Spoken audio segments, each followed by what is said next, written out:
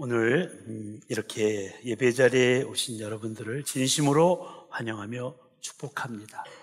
잘 오셨습니다. 저는 이 예배라는 단어를 떠올릴 때마다 또 이렇게 입술에 담을 때마다 가슴 가득 설레임이 차오르는데요. 왜냐하면 예배는 하나님과 만나는 것이고요. 예배는 하나님을 알아가는 것이고요. 예배는 하나님께 나를 드리는 것이고요. 그로 인해 하나님과 동행하는 삶의 예배로 이어지기 때문에 그렇습니다.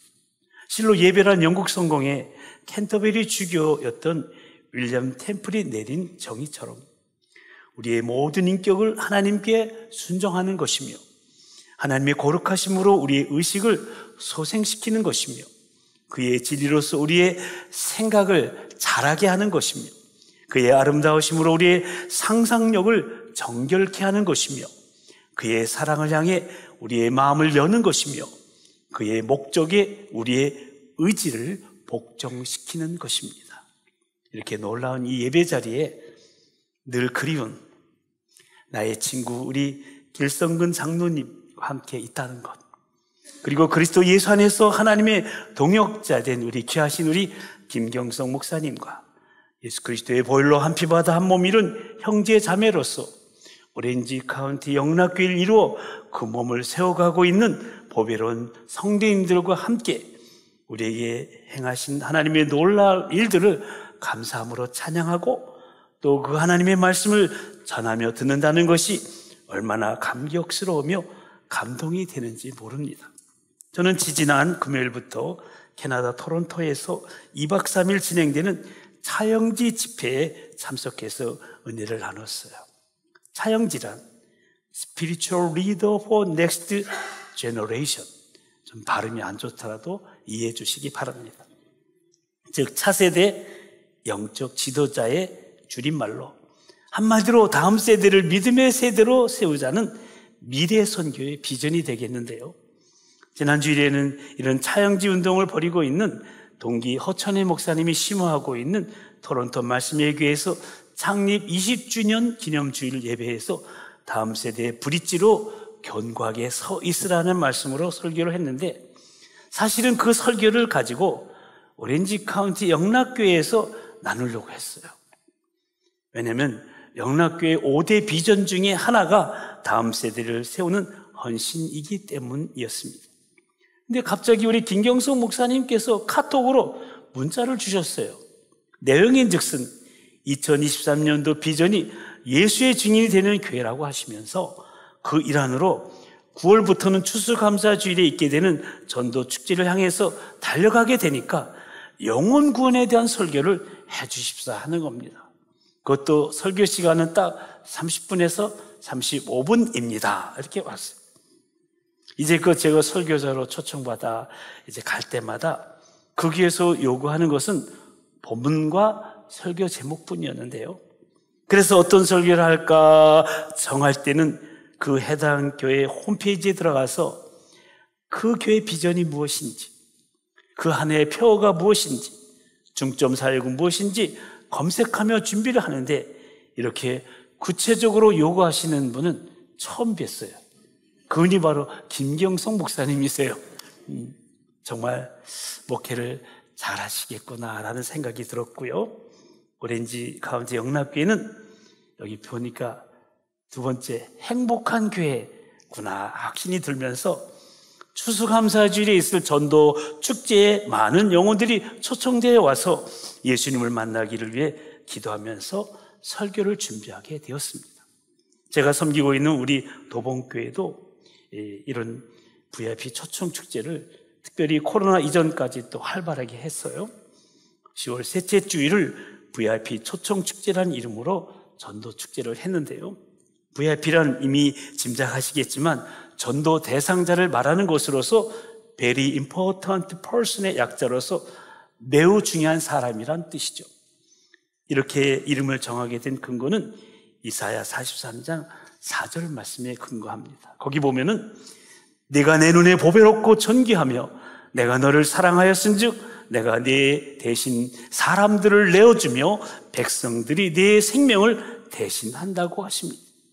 그러니까 이 말씀은 하나님께서 너는 나에게 있어서 그만큼 중요한 존재라고 말씀하시는 겁니다. 그래서 우리는 하나님이 사랑하시는 영혼들을 VIP로 명명하기로 한 것이죠. 그러니까 우리가 전도 대상자를 VIP라고 부르는 것은 하나님께서 그들을 향해 가지고 계시는 사랑과 기대를 우리도 동일하게 품을 뿐만 아니라 그들이 하나님을 만날 때까지 우리가 할 수 있는 최고의 섬김을 다하겠노라고 하는 결단을 표현하고 있는 것이죠. 그래서 저희 교회에서는 VIP 초청 축제 주일 8주 전인 8월 마지막 주일을 VIP 초청 축제 선포 주일로 정하고요. 그날 우리가 기도하면서 정한 VIP를 주님께 올려드리는 VIP 봉헌식을 시작으로 본격적인 VIP 초청 축제에 돌입하게 됩니다. 그러니까 각 성도들이 한 해를 시작하면서 전도 대상자들인 VIP를 정하고요. 소그룹 모임 목장교회에서 나눔을 통해 그들을 품고 기도해 오다가 VIP 초청 축제 선포 주일에 그 이름들을 봉헌함에 넣고 봉헌하고요. 포도나무를 만들어서 거기 포도송이 안에다가 거기에 VIP 이름들을 붙여요. 그리고 8주간 동안 예배 시간마다 공모해서 선정한 구호도 외치고요.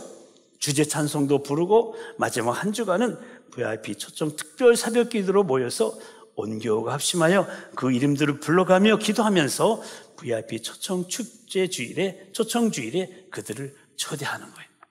그리고 그날 초대하는 그날 최고의 친절을 베풀고요. 초청되어 온 그들이 부담을 느끼지 않는 프로그램으로 진행하면서 선물도 마련하고요. 초청되어 온 VIP들에게 복음을 전하고 하이라이트인 초청 메시지를 통해 복음을 받아들이고 결신하게 하는 초청의 시간을 갖는데요. 그때 많은 사람들이 손을 들고 일어서게 됩니다. 그때 그들을 위해서 기도하고 데려온 그분이 가장 눈물을 많이 흘리는 걸 봤어요. 실로 감동과 감격이 있는 축제가 됩니다. 근데 제가 우리 오렌지 카운티 홈페이지에 들어가서 주보를 보니까 영락교회도 지난주일부터 시작해서 11월 19일 추수감사주일까지가 전교인 DV 전도 축제로 진행되는 것 같았어요. 모쪼록 전도 축제는 예수님이 이 땅에 오신 목적을 이루어드리는 매우 중요한 영혼 구원 사역의 일환으로 작정한 우리의 전도 대상자들을 초대하고 그들이 하나님을 만날 수 있는 만남의 장을 마련하는 것임을 잊지 마시고, 특별히 이 전도 축제는 하나의 이벤트가 아니에요. 한 사람이 한 영혼을 구원하자는 진지한 119 운동이에요. 한 영혼을 향한 하나님 아버지의 사랑을 품는 마음, 아버지의 사랑을 품는 마음이에요. 그 사랑을 먼저 받은 사랑의 빚진 자로서 보답하는 삶이요, 예수님이 친히 행하셨고 또 우리에게 기대하며 위임하신 하나님 나라를 믿음으로 세워가는 복음적 사명인 것을 잊지 마시고, 저 하나님 밖에 있는 저 사람들, 저 영혼들을 오렌지 카운티 영락교회라는 하나님의 가족 공동체 안으로 들어오도록 하는 이 전도에 즐거이 헌신하시면서 그 VIP 영혼들을 교회로 인도하시게 되기를 간절히 축원합니다. 리 자케라는 프랑스 감독이 제작한 펭귄 위대한 몸이라는 다큐멘터리 영화가 있습니다. 우리나라 성우들도 목소리로 출연해서 2006년도 아카데미 시상식에서 장편 다큐멘터리 상을 수상한 작품인데요. 이 영화를 제작하기 위해서 4년 이상의 제작 기간 동안에 무려 370일을 모든 스태프들이 남극의 혹한 속에서 펭귄과 동고동락하며 촬영을 했다고 합니다. 보신 분들도 계시겠지만 영화의 내용은 이렇습니다. 남극에 서식하는 황제 펭귄들은 겨울이 올 무렵에 각자 바다에서 나와 조상 대대로 새로운 생명을 탄생시켜온 오목구라는 신비한 장소로 찾아 몇 날 며칠을 길고 긴 무리를 이루며 그들만의 은밀한 짝짓기 장소로 여행을 시작합니다.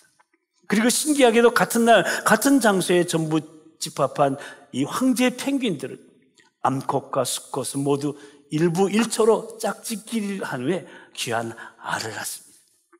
알을 낳느라 지친 어미는 알을 조심스럽게 수컷에게 맡깁니다. 알이 조금이라도 빙하에 닿게 되면은 그대로 얼어버리기 때문에 암컷이 비밀스럽게 알을 수컷에게 전달합니다. 그리고 자신은 영양 보충과 태어날 새끼에게 먹이를 구하기 위해서 다시 바다로 떠납니다. 수컷은 아무것도 먹지 못한 채 3, 4개월 동안 굶주리며 동면 상태로 알을 품습니다. 그때 수컷은 자기 체중이 반으로 줄어드는 고통을 감수하면서 마침내 알이 부화되면은 수컷은 새끼를 위해 자신 안에 남아있는 거의 마지막 음식을 토해내서 새끼에게 먹입니다. 그 무렵 엄마 펭귄은 음식을 몸에 지닌 채 돌아와서 새끼에게 음식을 토해내어 줍니다. 엄마 펭귄이 돌아오면 수컷은 또 음식을 먹기 위해서 급히 바다로 떠나갑니다. 왜냐하면 알을 부화하기까지 소모된 체중을 회복하기 위해서입니다. 조금만 더 지체하면은 탈진해서 바다에까지 나가지 못한 채 지쳐 죽게 되기 때문입니다. 이런 일을 펭귄 한 마리가 4년 주기로 반복한다고 합니다. 이 영화를 통해서 우리 펭귄에게서 배울 수 있는 하나의 소중한 지혜가 있는데 그것은 바로 공동체성인 것입니다. 그들은 결코 홀로 움직이지 않습니다. 펭귄은 항상 떼를 지어 움직입니다. 펭귄 한 마리가 무리에게서 떨어지게 되면 방향 감각을 상실한 채 죽게 됩니다. 실제로 이 영화에서는 한 마리 펭귄이 무리에게서 떨어져 나가 외롭게 죽어가는 장면이 나오는데 살아남기 위해서는 철저히 함께 움직여야 되는 겁니다. 펭귄은 그 추운 겨울 수개월 동안 밤이 계속되고 혹독한 그 눈보라가 몰아치는 그 겨울을 그 추위를 견디기 위해서 서로 몸을 맞대어 체온을 유지합니다. 펭귄은 그래야 산다는 것을 본능적으로 직감합니다. 여러분, 이것이 바로 교회의 공동체성입니다. 춥고 험한 세상, 모여야 살 수 있습니다. 혼자서는 신앙을 지킬 수가 없습니다. 춥고 외로워서 죽습니다. 예수 믿고 거듭나는 것은 지극히 개인적인 체험이고 누가 대신할 수 없는 일입니다. 그러나 우리가 일단 거듭나면, 일단 예수님을 영접하게 되면 우리는 이 교회라는 하나의 공동체 안에 속하게 됩니다. 그런데 그 공동체는 결코 완성된 사람들의 모임이에요. 부족함이 있고 흠이 있습니다. 깨어졌던 관계들이 그리스도 예수 안에서 회복되면서 완성을 향해 움직이고 있는 공동체가 바로 교회이기 때문에 바울 사도는 교회를 하나의 건축물로 비유하여 너희도 성령 안에서 하나님의 거하실 처소가 되기 위하여 그리스도 예수 안에서 함께 지어져 간다고 설명했던 겁니다. 그러니까 건물이 지어져 가고 있듯이 지금 들어오다 보니까 저 오렌지 카운티 영락교회 교육관이 그 건축이 진행되어 가듯이 교회도 마찬가지예요. 지어져 가는 과정 속에 있다는 것이죠. 그래서 여러분, 교회는 항상 공사 중이에요. 우리가 교회에서 주님을 섬기면서도 종종 불편할 때가 있는 것은 바로 공사 중이기 때문에 그런 거예요. 아직도 공사 중이어서 서로 간에 완전하지 못하고요, 부족한 부분이 있기 때문에 문제가 있는 것이죠. 그럼에도 서로 부족한 부분을 채워가며 서로 참아주며 서로 격려하면서 하나님의 거하실 초소가 되기 위하여 그리스도 예수 안에서 함께 지어져 가는 하나님 나라 가족 공동체가 바로 교회인 것입니다. 아멘. 그래서 교회 공동체 가운데 가장 필요한 요소가 사랑이에요. 그런데 여러분, 그 사랑의 반대말이 무엇일까요? 이 질문의 대부분은 미움이라고 대답을 합니다. 그런데 과연 그럴까요? 여러분, 미움은요, 어쩌면은 사랑이 지나쳐서 생기는 감정이라고도 할 수 있지 않겠습니까? 아무 관심도 없다면 미움이라는 감정은 생길 수도 없는 것이 아니겠습니까? 그래서 애증의 관계라는 말이 있는 것이고, 그래서 미움은 오히려 사랑할 수 있는 여지가 있는 겁니다. 근데 여러분, 무관심은 그야말로 아무런 상관이 없기 때문에 사랑도 미움도 생기지 않는 거예요. 그래서 사랑의 반대말은 미움이 아니라 무관심이에요. 무관심. 내 집 옆에서 누가 죽어나가도 그 일이 나에게는 심각하게 다가오지 않습니다. 특히 내 곁에서 지금 어떤 영혼이 죽어가는데도 아무런 관심도 없고요. 내 가족, 친척, 친구의 영혼이 죽어가는데도 관심이 없습니다. 이러한 무관심은 철저하게 개인주의, 이기주의에서 비롯되는 것인데, 그래서 함께 지어져가는 공동체의 가장 무서운 적은 뭐냐면 무관심인 것이죠. 그러므로 교회는 하나님의 가족으로 함께 지어져가는 가족 공동체이기 때문에 서로 사랑해야 됩니다. 이것이 우리 하나님의 사람들에게 있어서 매우 소중한 일입니다. 그리고 또 하나 소중한 일은 앞에서도 말씀드렸지만 하나님 밖에 있는 사람들, 저 영혼들을 하나님의 가족 안으로 들어오도록 하는 일입니다. 그러니까 우리가 이 땅에 살아있는 동안에 너무도 중요한 일이 두 가지가 있어요. 하나는 하나님의 가족을 사랑하는 일이고요, 또 하나는 우리의 미래의 가족을 하나님의 품으로 인도하는 것인데, 그것이 바로 전도이죠. 그래서 오늘 저는 말씀의 제목을 함께 지어져가는 가족 공동체의 사명, 전도라고 정한 거예요. 한번 같이 읽어볼까요? 시작. 함께 지어져가는 가족 공동체의 사명, 전도. 그렇습니다. 함께 사랑하고 함께 전도하면서 그리스도 예수 안에서 함께 지어져가는 하나님 나라 공동체가 바로 우리 주님이 기뻐하시는 건강한 교회 모습이에요. 제일 맨 위줄에 있죠? 건강한 교회. 모쪼록 오렌지 카운티 영락교회가 교회 안에 있는 하나님의 가족들을 사랑하는 사랑 공동체예요. 교회 밖에 있는 사람들에게 그 사랑을 나누며 복음을 전하는 전도 공동체가 되기를 우리 주님의 이름으로 간절히 축원합니다. 오늘 본문으로 택한 세 절의 말씀은요, 누가복음 15장에 나오는 세 가지 비유의 마지막 결론 말씀들이에요. 일찍이 종교개혁자 마틴 루터가 신구약 성경 가운데 단 한 장을 선택하라고 한다면 자기는 누가복음 15장을 선택할 것이라고. 왜냐하면 이 누가복음 15장이 있으면 예수 그리스도의 복음을 정확히 설명할 수 있기 때문이라고 말했다고 합니다. 그렇다면 여러분, 예수 그리스도의 복음이 무엇입니까? 잃어버린 자를 찾아 구원하시려고 예수 그리스도께서 이 땅에 오셨다는 것이 아닙니까? 근데 누군가가 이 누가복음 15장에 나온 이 세 가지 비유는요, 잘 보시면은 잘 아시는 것처럼 잃은 양을 찾는 목자의 비유죠, 잃은 드라크마를 찾는 여인의 비유, 그리고 잃은 아들을 찾는 아버지의 비유인데, 이 비유들은 잃어버린 대상과 상황은 각기 다르지만 모두 잃어버린 것을 찾아 기뻐하며 잔치를 벌인다는 공통점을 가지고 있습니다.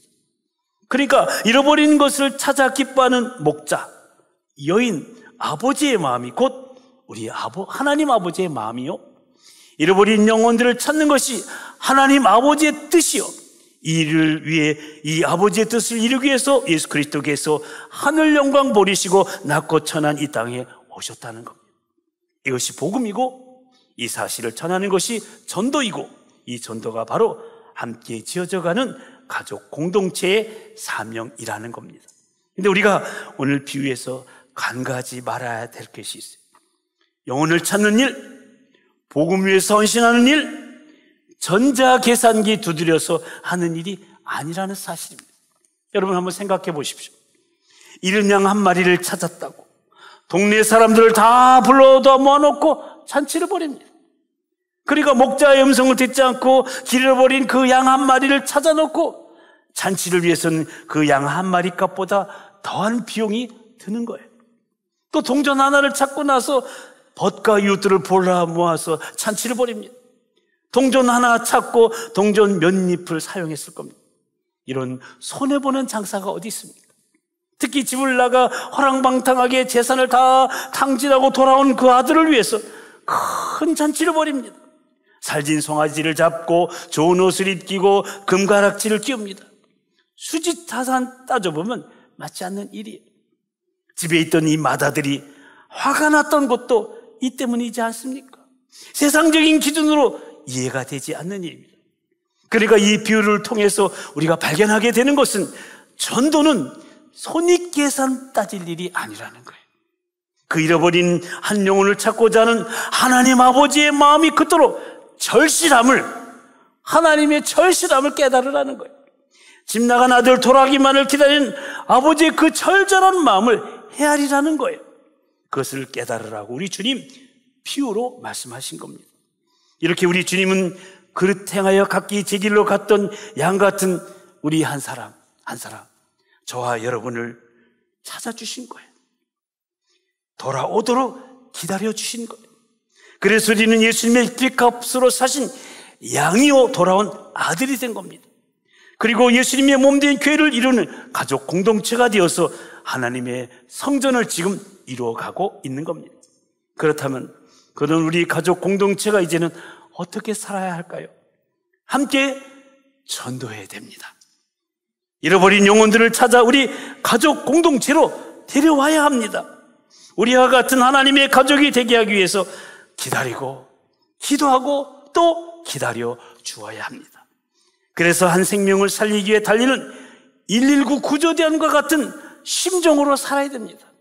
여러분, 119 구조대원이 앰뷸런스를 타고서 앵앵거리고 달려갈 때 모든 차들이 비켜줘요. 모든 사람들이 다 비켜줘요. 마찬가지입니다. 교회가 복음을 위하여 헌신하는 일이라면, 새로운 하나님의 가족을 살리는 일이라고 하면은, 영혼을 건지는 일이라고 한다면 교회의 모든 프로그램은 길을 비켜줘야 됩니다. 이것이 복음의 정신이요, 이것이 복음의 목회요, 이것이 목자의 마음이요, 아버지의 마음인 것입니다. 아버지, 당신의 마음이 있는 곳에 나의 마음이 있기를 원해요. 아버지, 당신의 눈물이 고인 곳에 나의 마음이 있기를 원해요. 아버지, 당신이 바라보는 영혼에게 나의 두 눈이 향하길 원해요. 아버지, 당신이 울고 있는 어두운 땅에 나의 두 발이 향하길 원해요. 다 같이 부를까요? 나의 마음이 아버지의 마음 알아. 내 모든 뜻 아버지의 뜻이 될 수 있기를. 나의 온 몸이 아버지의 마음 알아. 내 모든 삶 당신의 삶 되기를. 할렐루야. 그래서 우리는 세 번째 비유에서 집을 나갔다 돌아오는 아들이 아니라 집에 있던 맏아들에 대해서 잠시 생각해 보고자 합니다. 왜냐하면 누가복음 15장의 시작을 보면 예수님께서 세리와 죄인들하고 함께 식사를 하고 대화를 나누고 계셨음을 보게 됩니다. 1절 말씀 보십시오. 모든 세리와 죄인들이 말씀을 들으러 가까이 나왔다고 기록하고 있고요. 이때 2절을 보시면 바리새인과 서기관들이 수군거려 이르되 이 사람이 죄인을 영접하고 음식을 같이 먹는다 하더라고 합니다. 그러니까 바리새인과 서기관들이 예수님께서 모든 세리와 죄인들과 함께 하시는 모습을 보면서 수군거리는 거예요. 저 예수라는 사람은 꼭 놀아도 저런 것들하고 논다니까 하면서 그들을 무시하면서 예수님을 지금 비판하고 있는 거예요. 그때 예수님께서 몸을 돌려 그들에게 비유로 일러 말씀하신 것이 바로 오늘 이 세 가지 비유인 거예요. 3절을 보십시오. 예수께서 그들에게 이 비유로 이르시되. 그러니까 오늘 이 비유의 말씀을 들어야 될 1차적인 청중은 맏아들로 비유되는 바로 이 서기관과 바리새인들이라는 거예요. 그런데 여러분, 맏아들은 어떤 아들이었습니까? 그는 아버지의 마음을 헤아리지 못한 아들이었어요.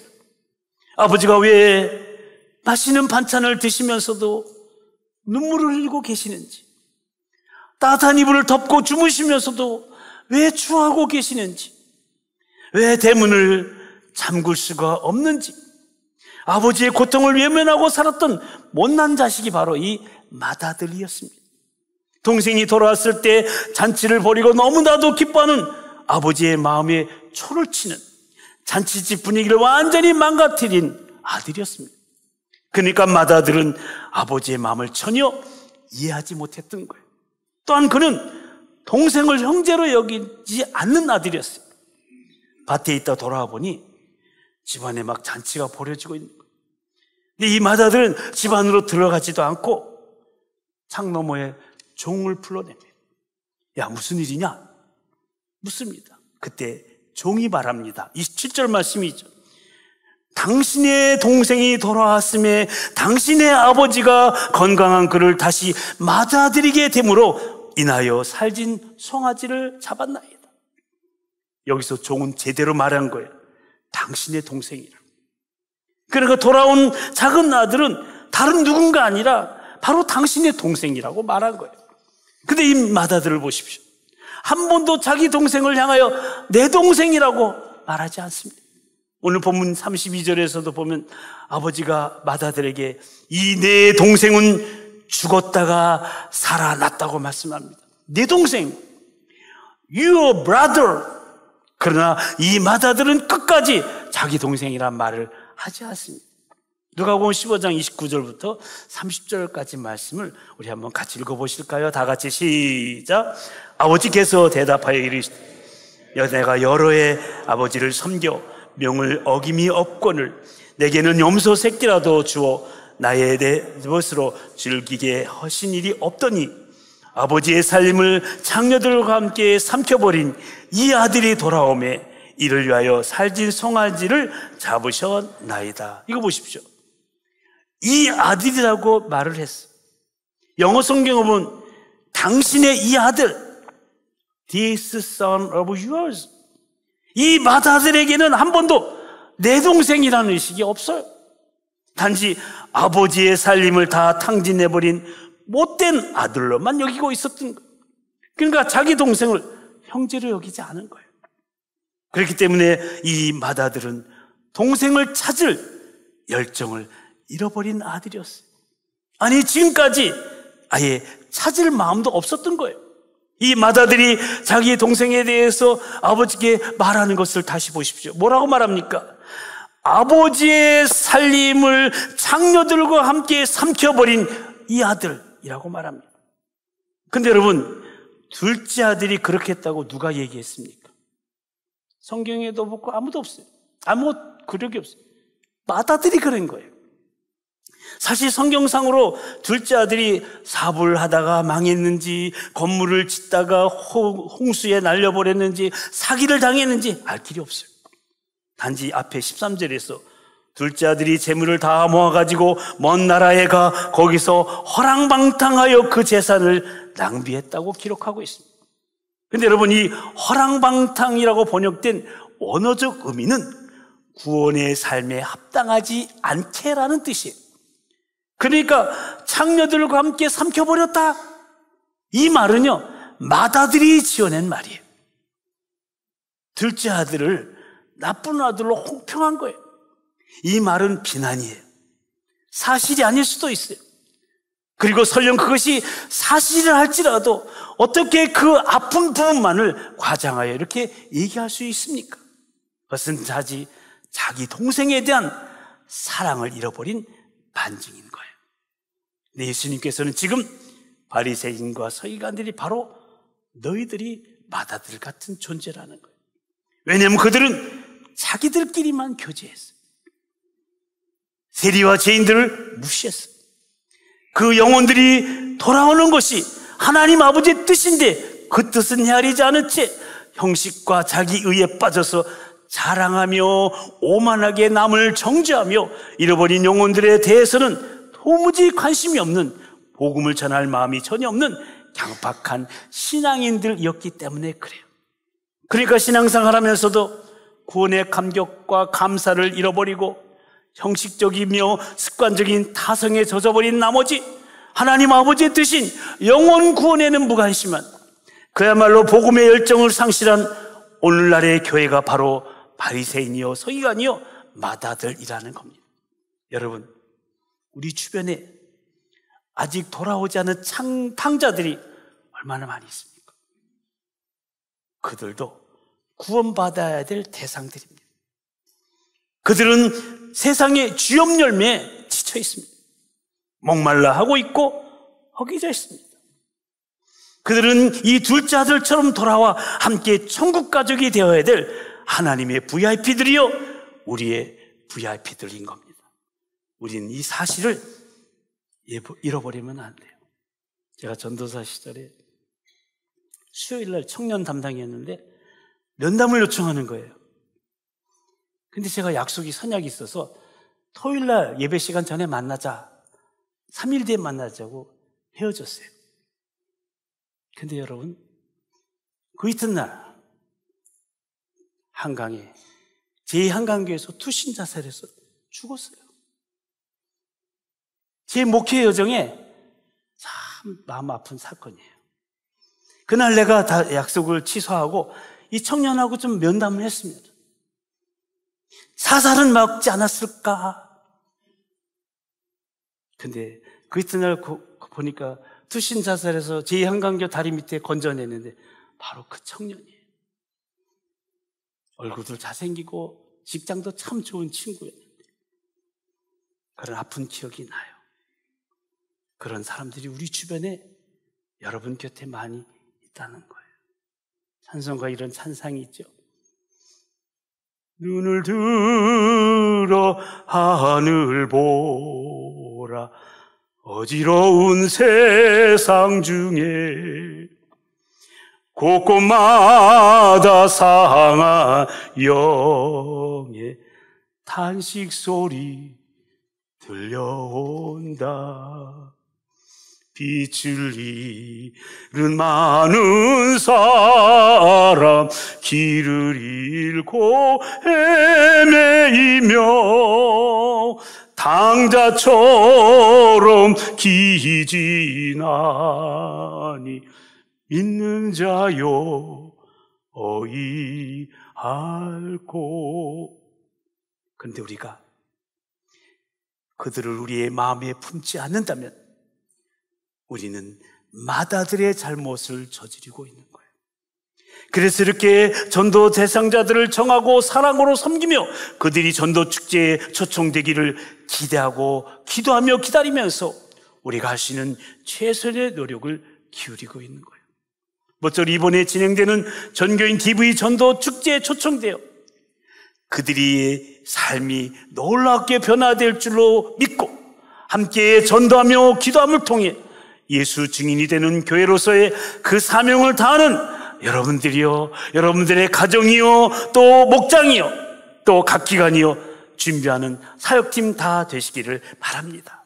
기자 여러분의 삶에 그리고 오렌지 카운티 영락교회 가운데 행하실 하나님의 놀랍고 위대한 구원의 역사를 함께 목도하게 되기를 친히 찾아오셔서 우리를 구원해 주시고 오렌지 카운티 영락교회라는 가족 공동체에 이루게 하신 우리 주님의 이름으로 간절히 축원합니다. 저는 이 시간 찬송가 하나를 부르고 함께 기도하기를 원해요. 이 찬송가 작사자는 본래 의사였던 엘라이저 캐슐이라는 사람입니다.